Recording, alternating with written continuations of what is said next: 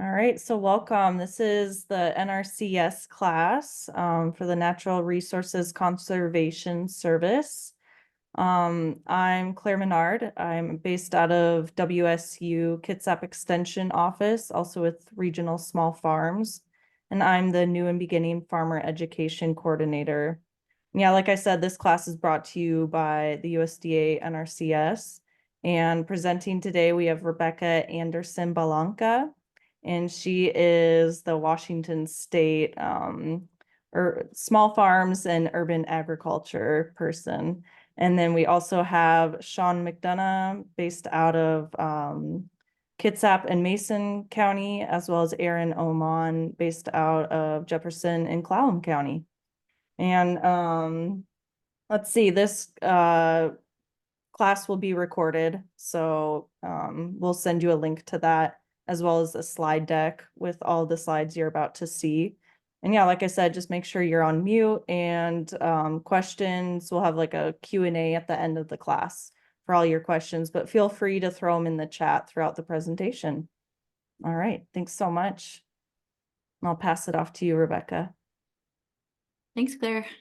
Yeah, so thank y'all for, coming on tonight. I know it's a very busy time of year, so super appreciate it. And so we're here to talk about how NRCS can help small scale and urban farmers. So my name is Rebecca Anderson-Bellanca. I'm the State Small Farms and Urban Agriculture Specialist for USDA NRCS. NRCS is the Natural Resources Conservation Service. So I cover the whole state, but I am based out of Olympia. I am originally from Olympia. I started my career with NRCS in Texas permanently in 2016, lived down there for a couple of years, came back up here as the Thurston County planner in July of 22, and then I got my new job in December of 22 when they first created it. So I have had small farms, small farm for Texas, down in Texas. I now have a small farm in Olympia, and I've also, woofed across California, Kentucky, Tennessee, West Virginia. I have my permaculture design certification. I went through the holistic management course. I've gone through Elaine Ingham's Soul Food Web School. So, I like kind of having both worlds of the NRCS and of the, more small scale alternative systems. So NRCS, who we are. So like I said before, NRCS, always the federal alphabet soup, right? Is the Natural Resources Conservation Service. We were originally established in 1935 as a soil conservation service in response to farming practices that resulted in the Dust Bowl. And so what we do is provide technical and financial assistance to landowners or to people leasing land. So what does that mean, right? Technical assistance and financial assistance, super government-y words, right? So technical assistance is basically where, one of our planners like Sean and like Aaron, who y'all saw earlier, they make a site visit to somebody's farm, somebody's property, and make recommendations on solutions to resource concerns that, the producer might be having out there. Financial assistance is looking at the different USDA reimbursement programs funded through the Farm Bill and the Inflation Reduction Act to kind of be able to put those recommendations into action on people's places. We are non-regulatory, which means that we can't make you do anything you don't want to do on your place. And enrollment in our programs is fully voluntary. So basically, we work with folks to benefit the soil, water, air, plants, and animals, and to increase conservation on private lands. Who do we help? We help everybody. So like I said before, we provide technical assistance, right? And so making a visit to somebody's property for farmers, ranchers, backyard gardeners, entities like LLCs, nonprofits, you don't have to be what you classically think of as a farmer, right? We just are looking to help out folks who are interested in conservation. There is no minimum or maximum size for properties for folks looking for assistance. So, if you've got containers in your backyard, that totally counts, and come on in for assistance, right? And the person requesting assistance can be the landowner or the tenant on a piece of ground. And so that's a pretty big misconception. People think, oh, I have to own this piece of land. Like, no, you absolutely don't. You can have, you know, a year-to-year lease, kind of thing going on. And, you know, you don't have to sell a product in order to request assistance, right? You don't have to file a 1099 and have the whole business structure set up. Like, you can be subsistence farming, totally counts. And assistance is free, right? Because your taxes pay our salaries and they pay for the different financial assistance programs. So the financial assistance programs, this is what we get a lot of questions on, right? And so we have two main financial assistance programs. One is EQIP, the Environmental Quality Incentives Program, and the other is CSP, the Conservation Stewardship Program. EQIP is more for, you know, financial reimbursement, right, on bigger infrastructure types of practices and also management types of practices. So once you complete a practice, right, which can be a high tunnel, it can be a hedgerow, it can be a low tunnel, things like that, you get a reimbursement after the practice is completed. And these contracts are generally 1 to 3 years. CSP is usually a program that folks enroll in once a management system is already established. And you implement what we call enhancements, which are basically like practices plus, right? Or practices like with a little sparkle or something. And so through EQIP, somebody might install a base hedgerow, and through CSP, somebody might diversify a hedgerow, they might lengthen a hedgerow, something like that. Basically make something that they already have on site a little bit more conservation minded. And rather than getting reimbursements after, you know, they diversify that hedgerow out there, instead they get a annual payment just once a year for the length of the 5-year contract. So different kinds of conservation practices somebody might install through EQIP could also include alley cropping, crop rotation, pollinator planting, cover crops, no-till, windbreaks, livestock water systems, micro irrigation, grass planting, nutrient management, things like that. So I guess I just listed these off, but here are some of our common practices. So common practices we see on cropland include high tunnels, low tunnels, hedgerows, mulching, cover crops, crop rotation, no-till and reduced till, pollinator planting, micro irrigation, forest farming, and windbreaks. Common practices we see on grazing land include cross fencing, livestock pipelines, troughs, heavy use areas, prescribed grazing, pasture and range planting, silvopasture, buffers, brush management, nutrient management, waste storage structures, and gutters and downspouts. And on forest land, we see a lot of pre-commercial thinning, tree and shrub establishment, mulching, fire breaks, and wildlife habitat. So for the next few slides, I'll be focusing mostly on EQIP, which is the reimbursement program focused more on these, you know, infrastructure management practices, right? And, you know, so a lot of times people know us because we are the high tunnel people, right? High tunnels are a lot of what we help folks out with, especially on small scale and urban farms. So for us, what a high tunnel is, you know, it comes from a kit. It's at least 6 feet tall at the center. It can have a round top or a pointed top. And crops need to be grown in the natural soil profile, but not on tables. We also help out with a lot of cover crops, which is basically when you have a break in your crop rotation, you could fill that with an alternative crop, right? Like this clover mix that we see here. People also use buckwheat a lot, right? These can be single species or multi-species mixes. Crop rotation, this is where we work with the farmer to design a crop plan that rotates crop families to break up pest and disease cycles. This is just a plan though, right? And so we work with the farmer on, you know, what are you planning to do in 2025 for your crop rotation? And we know that it's not going to be the same thing as what you have planned out right now because Mother Nature has a mind of her own. And so things are going to shift as we move through the growing seasons. So for something like this is a management practice, right? And so what we're asking you to do is keep records on what you planted, when you planted, and how much you harvested from that. And so what that does is it allows the producer and the planner to have a conversation at the end of the year saying what went well, what went poorly, and what are you going to change next year, right? And so essentially, this reimbursement is giving you the time in your schedule and, reimbursing you for your time to keep these records.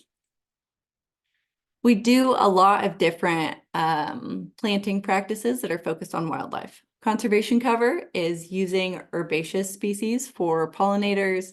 A hedgerow planting is using shrubs and herbaceous species for, again, that pollinator benefit, and wildlife habitat planting is doing the same thing. And so a lot of times what we see is these different plantings, running around the edges of a field, right? So they can act as many, many different things out there. They can act as a screen for, a visual screen, a noise screen, dust and particulates coming from the road. It can act as a windbreak, right? Because, too much wind, I'm sure we all know, especially in certain parts of our counties, that wind can come through pretty strong sometimes, and it can really impact what we're growing, both in terms of quantity and quality. And so these are facilitating practices for those different wildlife practices. And so normally when we plan out something like a hedgerow, we also plan out a site preparation where we scrape off the existing vegetation, we plant into it, we follow up with a mulching, generally in terms of like wood chips, and then we follow that up with weed treatment, with a weed whacker, with a push mower, something like that to help facilitate the successful establishment. We also see mulching a lot of times in our smaller scale farm systems, a lot of times for weed control, right? And so that can be an inorganic, like a geotextile, like a plastic. It can also be an organic mulch, like a straw, leaves, wood chips, anything like that. We help out a lot of times with micro irrigation. And so generally when we're helping with micro irrigation, we need to see that there's what we call an irrigation history on that footprint of land, where it's been irrigated for at least 2 of the last 5 years. And so, we get the question a lot, I just bought this land, the previous person was irrigating, but I haven't irrigated yet. Well, that can count if the previous person irrigated for at least 2 of those last 5 years, right? And so with irrigation systems, we generally help people go from a more intensive system to a less intensive system. So for example, going from a sprinkler system to a micro irrigation system. Small scale grazing practices, all the infrastructure practices that we might help out with on a grazing site is really to help the producer facilitate rotational grazing, right? And so it's managed grazing to help evenly distribute the animals across a forage base. And, instead of the animal going and picking and choosing what it wants to eat, the ice cream grass is out there, it's tightening up the number of animals out there so they're closer together, so they evenly graze everything off on a site before moving them to the next field or the next paddock, so that the piece of ground that they were just on can rest, regrow, and kind of maximize the amount of forage that we're yielding off of probably a smaller footprint, right? So a lot of times we're helping out with cross fences, right? And so we don't generally help out with boundary fences, but a cross fence can be barbed wire, net wire, high tensile, or electric fencing. We help out with livestock water systems, troughs and pipelines in order to help move those animals across a field system. Forage plantings, we've looked at incorporating different, forbs, natural dewormers like trefoils or chicories into different pasture systems. And, we can't really talk about grazing in Washington without talking about nutrient management. Most of the time here, we do keep our animals contained in the winter just because we're a little bit wet or we're covered in snow, depending on where we are across the state, right? And so thinking through how exactly am I going to manage all the poop under this roof throughout these very wet and cold 6 months, it's an important part of the system.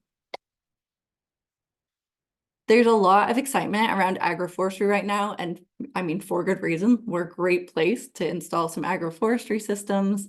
We all know our summers here are getting hotter and drier. And so folks are learning how to create shade for their crops, for livestock, and for people on their sites, right? And so it's really looking to keep our systems flourishing in an increasingly changing climate. So agroforestry practices we can help out with include alley cropping, forest farming, windbreaks, silvopasture, riparian forest buffers, hedgerows, and planting trees and shrubs. Conservation cover, right? That's that herbaceous pollinator mix that I mentioned before. Wildlife habitat planting, that included the shrubby and herbaceous species. Pasture and hay planting, which can, look like an orchard grass fescue mix out there, or range planting, which can be aimed more at native species. And then, of course, we do like to include our management practices, right? Because, let's say we go out and we help the producer to establish a really great system on their place full of grasses, full of trees, right? But we want to make sure that, the producer is going to be able to, reap the long-term benefit from that, right? And so we help them to set up a prescribed grazing system where, again, they graze a little bit off the top of the grasses once they're well established, and then they move them on to the next field, the next paddock, and allow that system to continuously regenerate. Yeah. So, just to go over a few agroforestry practices in a little bit more detail, alley cropping is planting trees into existing cropland to diversify the crops on site, sequester carbon, and increase diversity, both above ground and below ground. And honestly, I think it's great because it cuts down on a lot of wind. Silvopasture, right, where we're planting trees into grasslands or grass into timberlands. And so, it can look like these lines of trees over here, like we see with the longhorns and the pines. It can look like this savanna style system, or it can look like mottes or islands of trees here. So, all this sounds great, but what's the process, right? So the first step is to contact NRCS. Folks usually call their local field office and get an appointment set up for the planner to meet you out at your place.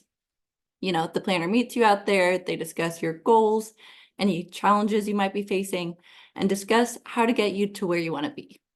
So this is the technical assistance part that I mentioned earlier, and it can also include things like grass identification, soil health assessment, things like that. We do take applications year round, but we have deadlines for batching periods. We get our funding annually generally, and so we have our batching periods annually as well. We really recommend that you contact NRCS at least ahead of when you're actually wanting to implement a project.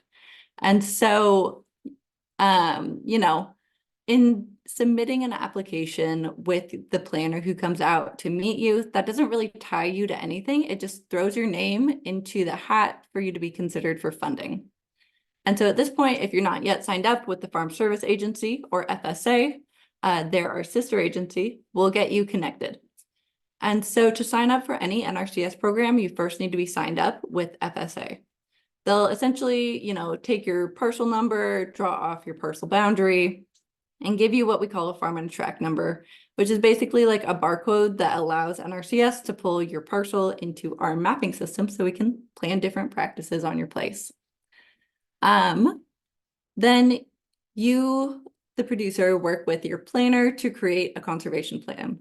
So this is where basically we get on a map where exactly you're wanting to implement different practices, right? Whether it's a hedgerow, a high tunnel, a low tunnel, cover crops, we kind of get a footprint for where you want that to go. And, this probably isn't all going to happen in one site visit, right? And so it's really a continuous conversation between the producer and the planner on what's going to work best for the producer out there. And so up until a certain point, there's a little bit of wiggle room to change things. It is, at least generally a year-long process, right? And so maybe initially the producer wants to plant 1,000 square feet of cover crops. But then they're like, you know what? I actually want to cover crop all my beds throughout the winter, right? So let's do 2,000 square feet instead. And so again, up until a certain point, we do have a little bit of wiggle room with that. But then comes the application deadline period that I mentioned before. And following that, the conversation continues. You get down further and further into the nitty gritty until you find the exact square footage of different practices you want to install. And then comes our ranking deadline. And so this is the deadline for NRCS, not for the producer, but by the deadline, we really need to kind of have the number of square feet for each practice kind of tied down so that we can enter an accurate number for the possible reimbursement to the producer for each practice. We do also have extra money available to historically underserved producers, which I'll get into in the next couple of slides. We generally say about 50% of our applications get approved for funding. Every county is different depending on the number of applications that come in. But we generally like to say that as a rule. And so after we find out who all is approved, we contact the applicants who get funded and we say, hey, would you like to move forward with the contracting process? If you say yes, we say, awesome, please don't do anything yet. You need to sign the contract and have the money obligated before you do anything like purchase the high tunnel kit or do any site preparation or anything else. And so that's important because we can't reimburse on what was started before you come in and you sign your contract. And if we call you up and we say, hey, you got funded, do you want to move forward? And you say no, that's okay too. We can defer your application until the next funding cycle if you're interested in that, but you won't hurt our feelings. And so, another point is that our financial assistance programs are based on reimbursements, not grant programs. So it's a little bit different between, NRCS and other agencies folks might have worked with in the past. And so, going into any application or contract, how much you're eligible to be reimbursed for any practice, right? And so you can decide whether or not it's worth your time to go through the whole government rigmarole, and any reimbursement that you receive from NRCS is considered taxable income. And so, once your high tunnel, for example, is installed out there, you call up your favorite local conservationist, Aaron or Sean, and you say, hey, I got my high tunnel installed. Can you please come out and check it? They say, of course. And then once they check it, they make sure it's good to go and they can reimburse you. We do have a slightly faster process for high tunnels and low tunnels this year. This is a little bit more complicated, but basically all this to say we're getting funding for our high tunnels and low tunnels a few times throughout the year instead of one time throughout the year. So in general, it could be a few months from the application process to installing a high tunnel rather than, a year or more. But it depends on when our funding comes through from our national office. So I mentioned historically underserved clients a few minutes ago, and so I just wanted to go into that a little bit. So basically we have 4 historically underserved, categories or ways you can qualify as a historically underserved client. And so the first one is a limited resource farmer or rancher. And the way I think about this is you make less than half of the county average for your household income. And so we do have a website that we can send you to find out what that number is for your county, and you can see if you qualify as a limited resource farmer or rancher. A beginning farmer or rancher is somebody who's farmed for less than 10 consecutive years. A socially disadvantaged farmer or rancher is one of our minority groups. And a veteran farmer rancher, there are 2 ways to qualify as a veteran farmer rancher. One is that you were honorably discharged from the military and you began farming within the last 10 years, or you were honorably discharged from the military within the last 10 years. So why is this important, right? Why do we have these different categories? So I mentioned our reimbursement rates earlier. These are set rate reimbursements. So somebody at national in Washington, D.C. takes the average over the whole state of Washington and they say, okay, so for high tunnels, it should cost the producer $10 per square foot to install this high tunnel. And so we have 2 different reimbursement rates. One is for historically underserved clients, which is 75 to 90% of what it should cost them to install that practice. and non-historically underserved clients are eligible to receive about 50 to 75% of what it should cost them to receive that or to install that practice.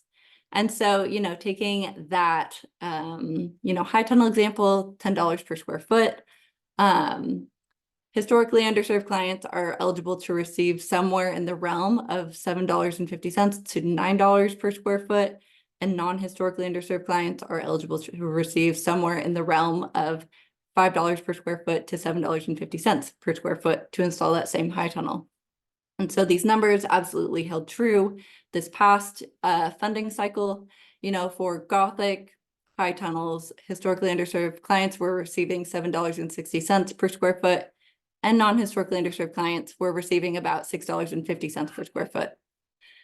Historically underserved clients also have access to what we call advance payments. And so this is where, once you go through the whole contracting process, you sign your contract and your planners tell you that the money is obligated, and you say, cool, I would like an advance payment where I receive half of the funds allocated to a practice upfront before I install the practice. And so this is because for things like high tunnels, for example, these are a huge hit to anybody's bank account, right? And so it can be really difficult, especially for our historically underserved clients who have had less access to land, to farming, to knowledge, things like that in the past, surrounding farming. And so these advance payments, let's take the same high tunnel example, right? So for a historically underserved client, for a 30 by 96 high tunnel, they're eligible to receive a total of about $20,000 for that 30 by 96 Gothic high tunnel. And so that historically underserved client could request the advance payment where they say, okay, I would like $10,000 up front, so it's not such a hit to my bank account. They get that advance payment from their planner. They show that they bought their high tunnel kit within 90 days. They send the receipt to their planner, and then they get their high tunnel up and built. Their planner comes out, they check it out, they make sure it looks good to go, and then their planner reimburses them the second $10,000 for a total of $20,000. So it's just a really great option that historically underserved clients have for our different practices.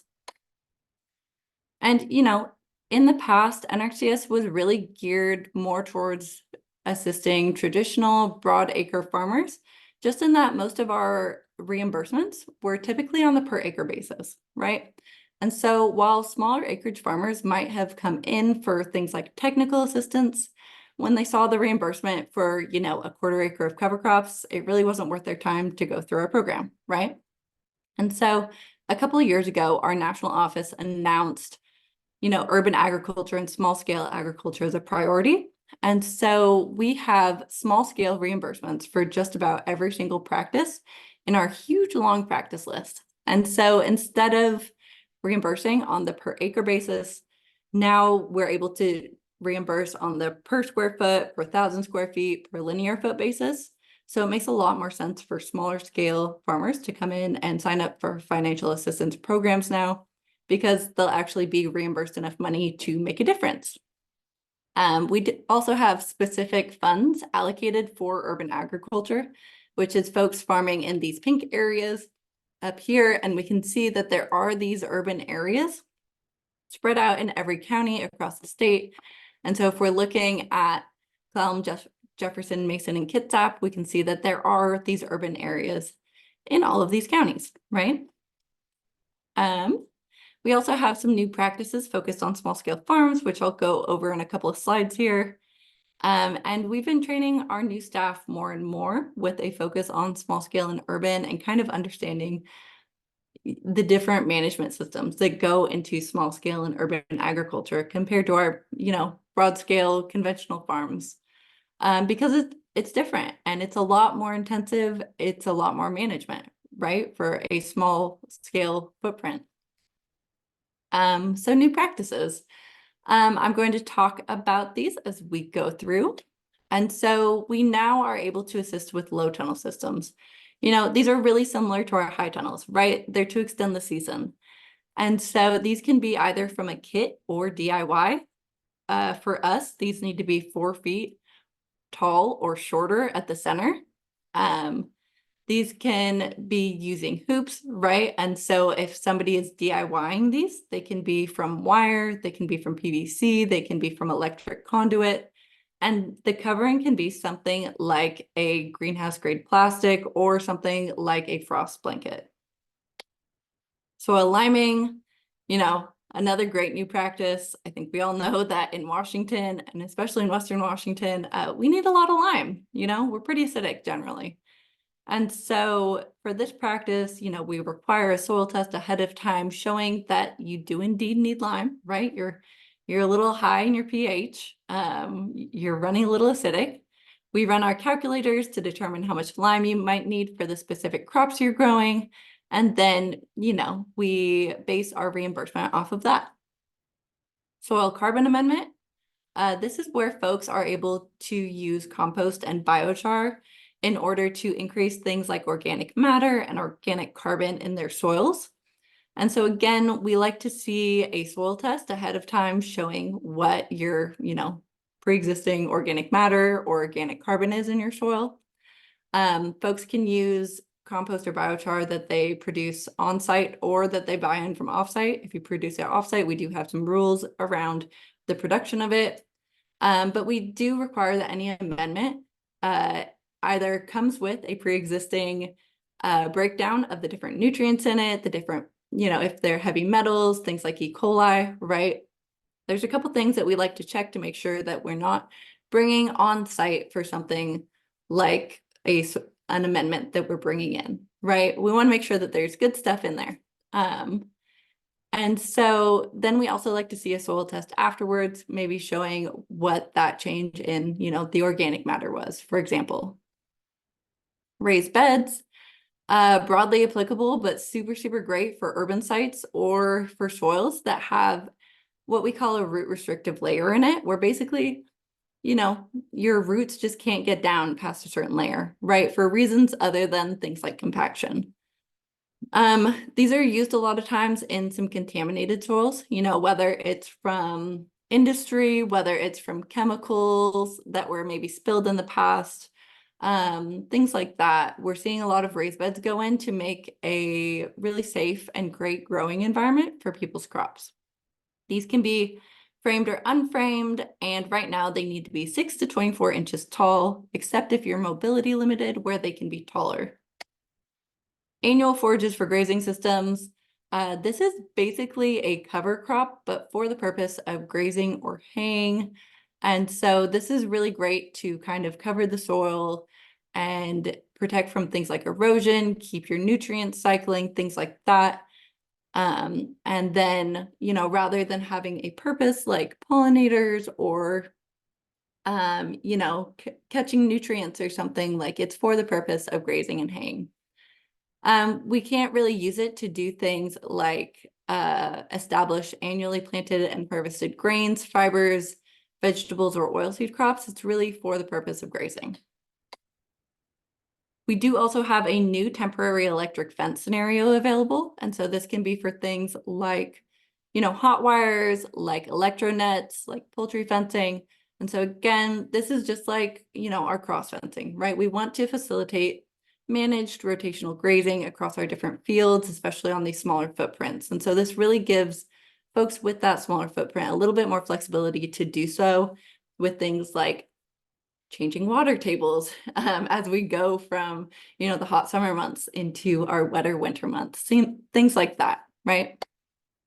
We do also have a new practice for what we call organic management systems, where folks are either already organically certified or they're going through the transition process. And so this is where we help look at their farm as a whole view, right? And so we've kind of put together an overarching farm plan, and we look at things that they could do out there to help them get to a higher level of conservation for their organic certification. And so it can include things like buffers, crop rotation, cover crops, nutrient management, pest management, prescribed grazing, livestock infrastructure, and creating a livestock nutrient balance. Oops.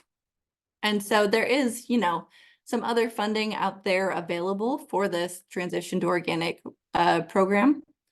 And, you know, if anybody's interested, I can totally talk about it more later or more afterwards, or our handy dandy conservationists could also talk to you about it.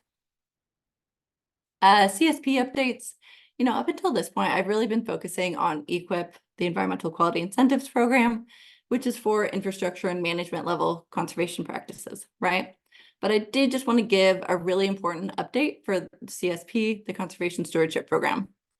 Just a little review on CSP. This is a 5-year contract and where folks receive an annual payment.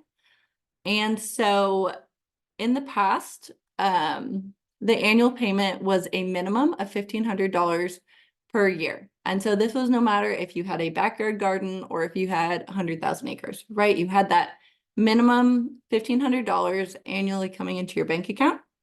And so last year they increased that minimum annual payment to $4,000 per year over the course of a 5-year contract. And so whereas, you know, smaller scale folks could have benefited in the past from getting that $1,500 per year for a total of $7,500 over the course of a 5-year contract, that benefit, especially to small scale growers, really increased last year with that $4,000 minimum annual payment, which would be $20,000 over the course of a 5-year contract. I did also want to hit briefly on other USDA programs. I mentioned Farm Service Agency, or FSA, before. They also have a non-insured crop disaster assistance program, which is essentially like free crop insurance for non-commodity crops in the acts of, you know, crazy weather or things like that. They also have an organic certification reimbursement program. And so this is where essentially they can reimburse, I believe it's 75% up to $750 for the cost of organic certification. Rural development, another one of the USDA agencies, they have a program called the Rural Energy for America program, where they can help out with the cost of renewable energy sources like solar. I've also heard of them helping out with things like geothermal. And then they also have their value added producer grant. And so this is where, you know, if you're producing your crop on site and you're turning it into something like, let's say, salsa, right? They have a grant to help pay for some of the costs of things like your jars or your bags or your labels or things like that. And so, you know, FSA and rural development, they're both really great people at those agencies. So I really encourage folks to go and give them a holler. And so this is my last slide. You know, this is all of our office contacts across the state. I do have here my email, my contact information. This is Sean's information. He covers Kitsap and Mason counties. And this is Aaron's information, and he covers Clallam and Jefferson counties.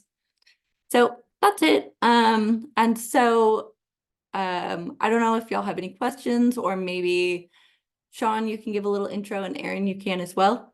And I can stop sharing here. Alrighty, yeah, I can give a little intro. Hi, everybody. I'm Sean McDonagh. I'm the resource con out of the Bremerton field office that covers Kitsap and Mason counties, as Becca said. Most of our work is generally in Mason because it's such a forestry heavy county, and that's been a large basis of our workload in the past and everything. But with the new push towards more urban focus and everything, we've been helping out more folks in Kitsap County. For right now, it's mostly been high tunnels because that's kind of like what we've been known for, as Becca was talking about, but we do have a wide variety of stuff that we can work with. And if there's anything I don't know with it, Becca's always around to answer questions as well and to bring out on site visits and everything.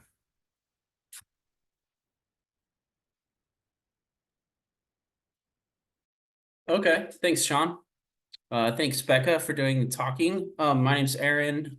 Like they said, I work in Jefferson and Clallam counties. I have a background in mixed vegetable organic farming, orcharding, mixed tree fruit, and specialty crops like hops. I've done biodynamic ranching in the Southwest, though I do enjoy science and working with NRCS.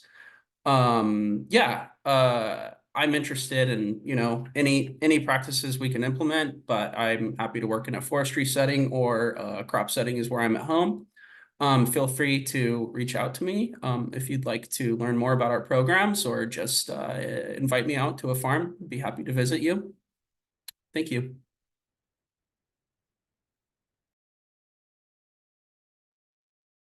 All right, thanks so much for presenting, Rebecca. That was so much good information to share with everyone. So yeah, now I want to open it up to any sort of questions that people have. Hi, I have a question. Yeah, go Um, ahead. My name's Cheryl. So if we were going to have you guys, the reps, come out and look at our land, do we need to have a plan in place on, hey, here's what we're thinking? Or are you guys willing to come in and tell us, here's what the land looks like, here's what we think best suits you guys, whether it's part for conservation or part for pollinator? Do you want us to have the plan in place? Or are you guys willing to come out kind of blind and help teach us what would work best for our land? I can take this one first, guys. So in general, like we're super happy to come out before you have a set plan, right? Because, you know, we do see a lot of different places across these counties, across the state, right? And so we can help you kind of identify like, oh, hey, this might be a wetland, maybe like hold off before you go through and you know, clear it out or something like that, right? And so super happy to come out before you have an official plan in place. Like generally, like we like to talk to you about what your goals are, just so we can kind of help guide you in the way that you want the farm to look, but we can totally come out and just talk about, you know, possibilities out there as well. Perfect. Thank you.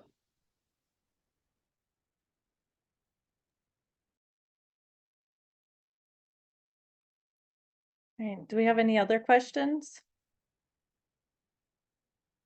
I've got one. Yeah, go ahead. This is Carolyn. Can any of these programs that you have identified, or maybe something that you haven't identified, can any of these programs be used to assist in the purchase of farm equipment, specifically a tractor? So unfortunately, our programs don't really look at the purchase of farm equipment. And so we usually aim people more towards things like WSDA's local infrastructure program, which I hear you had a presentation on last week, something like that, or the TILT grant is generally more geared towards getting folks funded for their equipment. Okay, thank you.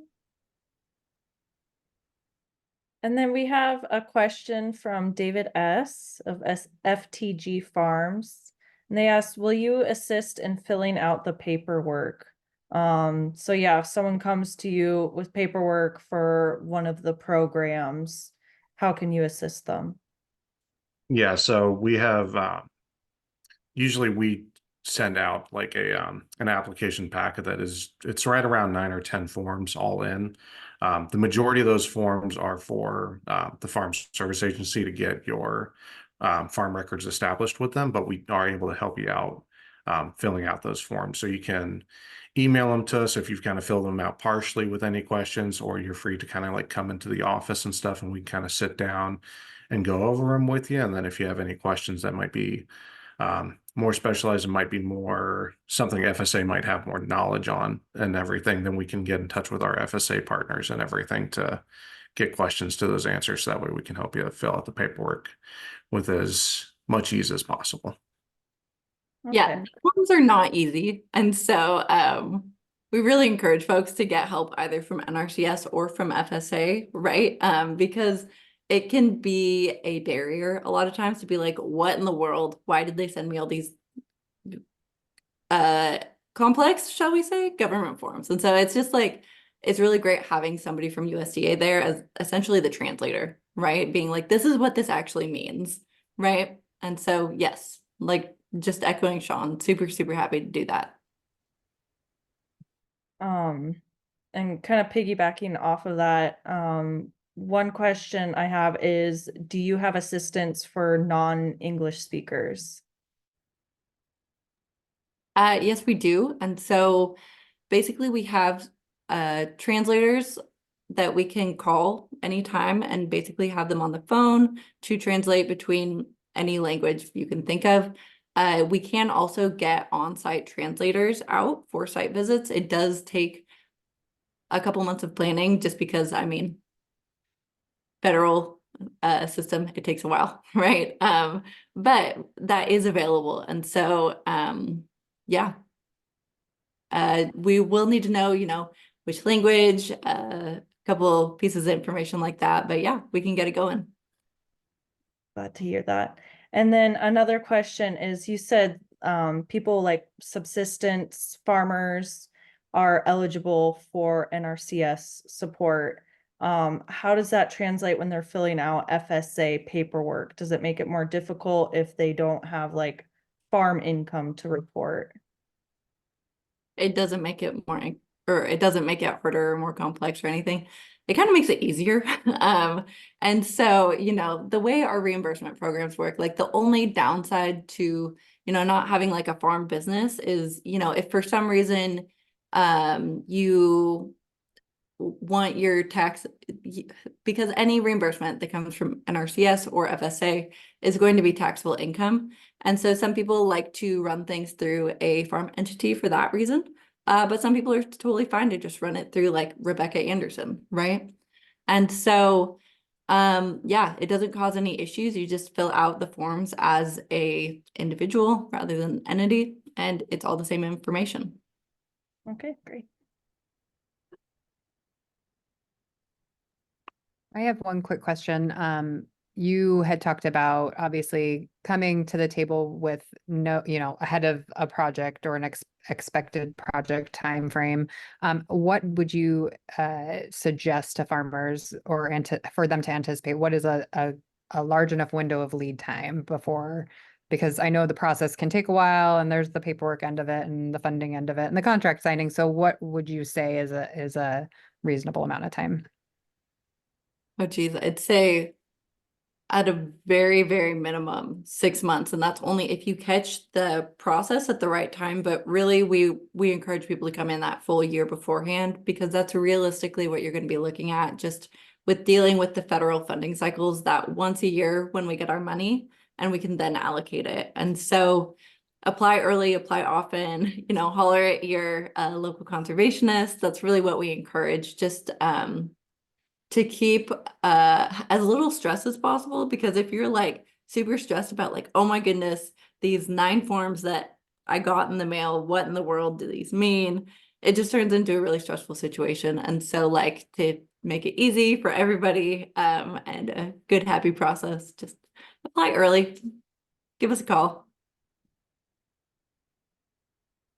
What do you guys think? Do you have any other answers? Yeah, I think the 6 months to 1 year is a good kind of lead time for kind of like a generalized thing. Obviously, for some projects that require engineering and everything can kind of take a bit longer and everything, because there's a lot more on the front end and everything, bringing out more specialized folks and everything to do initial inventory and calculations and everything, and then also getting designs and everything too from private folks if needed. A great point. Engineering practices require more sign-offs from more people, right? Because, you know, they need to stay in place for a lot longer.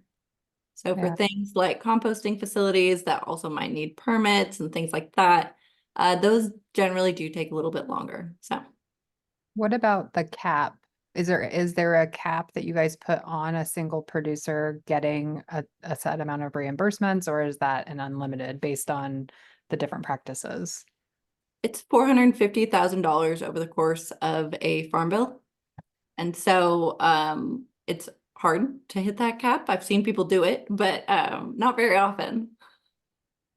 Okay, no, that's good to know. I want to make sure people are aware, like, it's not just like equip high tunnel. That's not the only thing that maybe you could qualify for or get assistance with, so. Yeah. And so, you know, people might have heard in the past, like there were caps on what we paid for things like high tunnels. Those don't exist anymore. And so, you know, it's a great time to come in and talk about covered cropping systems, especially in our wet and cold peninsula that we live on out here.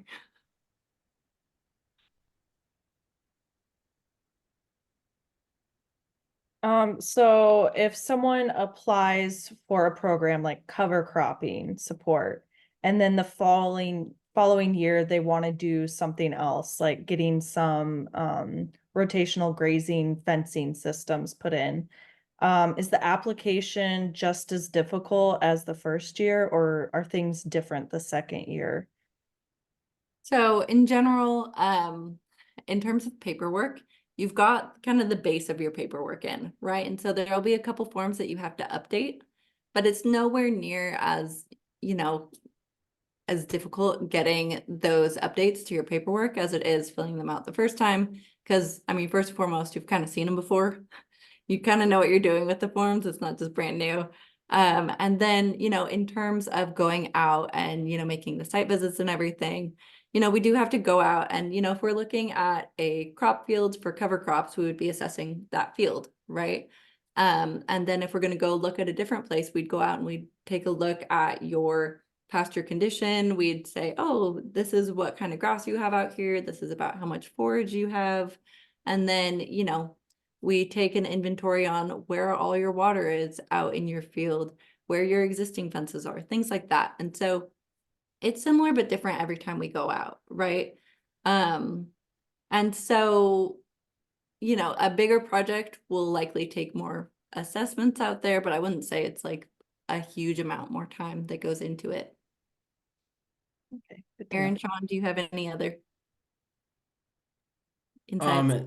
And the experience of talking to my clients, they find it much easier to the second round. My experience with NRCS is pretty limited, just a year, but a lot of people are like, after we talk about following up, doing another contract, they're happy to have established their farm records and are, the application process feedback I've gotten is much easier the second time around.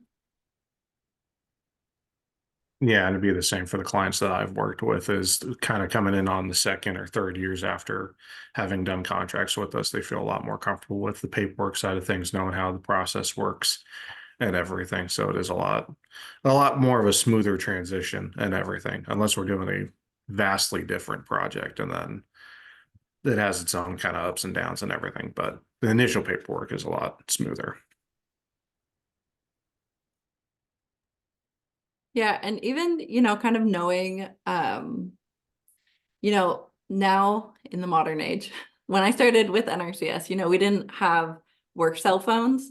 And so it was, you know, a little bit harder to like text your producers. But now all of our conservationists do have, you know, cell phones where we can text with people. And so there's a lot of producers who find it easier to kind of communicate with their conservationists that way, you know, communicating through emails, communicating through phone calls. And so it's all kind of like figuring out the best communication style. Once you have it down, you've got it down, right? And so it kind of accelerates and makes things a lot easier for communication, for saying, hey, do you want to send me a picture of XYZ out on your property? Whatever it is. So.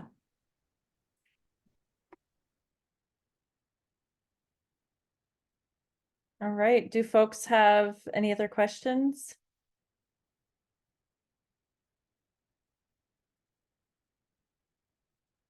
I had another question, which is that the NRCS is with the USDA, so you're a federal organization or entity. And so that can make folks nervous, right? Having something that they might believe is regulatory come out to their farm. So what can you tell folks that might be nervous about having a federal entity come out to their property and work with them? Yeah, we do hear that all the time, right? And like, even I was even nervous about like becoming a part of NRCS originally, because I was like, oh, I don't know if I want to be a government agent, right? But like NRCS is non-regulatory, like I mentioned before. And so, you know, we're one of the only agencies that is non-regulatory. And so, you know, like I said, we can't make you do anything you don't want to do on your property, right? And so if we're like, hey, you know, it might be a good idea to get the cows out of the creek, like we can't make you do that, right?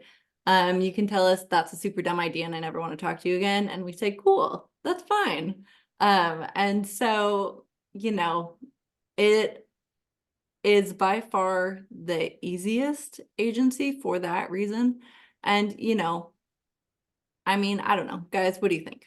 I mean, I know we all have had these, you know, experiences with folks who were nervous about working with the federal government, but yeah, you know, there's some other agencies within the state which are very regulatory, and so it does make people nervous. But you know, the only kind of checking up that we ever do, right? We would never call you and just pop out to your, or we would never just pop out to your property without calling you, right? So what we do in terms of like, you know, helping you financially to put in these different practices out on your place, right? We have spot checks, which is 5% of the contracts that we write get spot checked every year. And so that's essentially our bosses checking that we're doing our jobs correctly. They're not checking on you, right? And so we call you up if you're one of the 5% that gets spot checked, and we say, hey, my bosses want to come out and look at the high tunnel and make sure it's still up, right? And so something like a high tunnel has a 5-year lifespan. And so somewhere within that lifespan, you might get that call, right? Just to make sure that the skeleton is still up, the plastic's still on, it's still functioning to extend the season, right? And so you say, cool, it's still up, it's still functioning. I'm not going to be here on Tuesday. I'm going to be here on Thursday at 2:45. Can you come then? You know, stuff like that, right? And so it's, you know, we're not just rolling up on people willy-nilly. You know what I mean?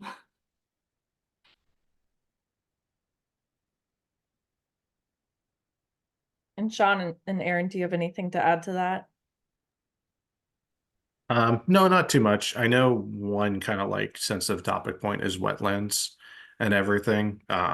We generally try to, unless we're trying to improve that wetland, we try to kind of stick away from it because that one can be a sticky point of our main thing is trying to make sure that we're helping you improve your property and everything, but also making sure that we're not getting you in trouble with any other like agencies or anything like that. And that's why we have the whole making sure that all the correct permits are gotten and everything too before any kind of like projects commence and everything. But yeah, wetlands is like the only one that I've ran into where it can kind of be a more sensitive subject on properties.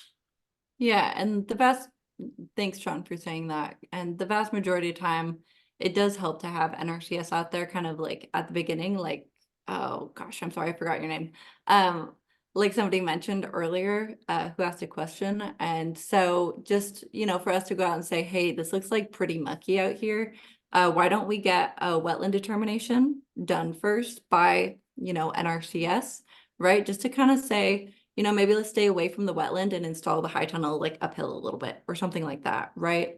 And so USDA NRCS wetland determination is not a wetland delineation in any way, right? It doesn't impact anything other than USDA programs, which are things like the EQIP program and the CSP program. And so if we say, hey, you might want to stay away from that wetland so, you know, you can continue to participate with us and get these great reimbursements for these different practices you're doing. You say like, I don't think I want to participate with you anyway. Then we say, that's fine. You don't have to, right?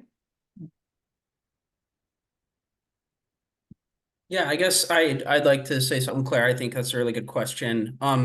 The way I've thought about it is ultimately it's a relationship built on trust, that we establish, you know, by meeting someone, talking about, you know, what we do and seeing if they're comfortable with it. But the greatest comfort I have in sharing is that the work we do is confidential with each client. I don't like announce I'm working with so and so doing this and that, and someone can't call me and say, hey, you know, I work for Department of Ecology and I heard that this and that. That's not something I can share. I can share information if the client ultimately opts to, you know, like say, hey, I'd like you to discuss this project with US Department of Fish and Wildlife because we might have some endangered species here. That's something we totally might talk about.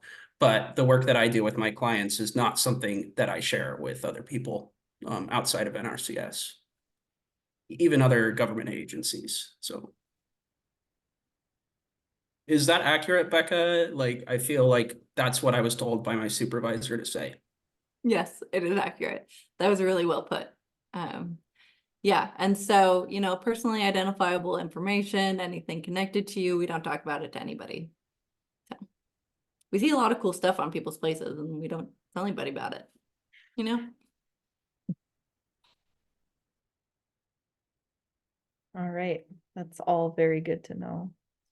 All right, one last time, do we have any other questions? Jess, do you have anything else to ask? No, I just want to thank you guys for being available again to us and allowing us to record this so that other producers in all of our counties and beyond even can access this information and really understand what it is you guys can assist them with, because I do think that the education piece, even around farmers knowing what they can approach you for other than the high tunnel programming, is still pretty unknown. So I think you guys have a lot to give and a lot of assistance to be able to provide to them. So thank you for being here. Yeah, thanks for having us. And we can send y'all, you know, all of our contact information, which y'all can forward it out to, you know, the group here and then like anybody else who might be interested as well. Yeah, I'll be sending out an email with all that information and with the slide decks and the link to the recording. And also there'll be a link to an evaluation for everyone who attended. So please fill it out. It only takes a minute or two and it helps us design classes. So yeah, thank you so much for your time, everyone. Really appreciate it. Yeah, Rebecca, Sean, Aaron, really grateful. Our pleasure. Likewise. All right, give us a holler if y'all have any questions. And have a good evening. Thanks, everyone. Thank you, guys.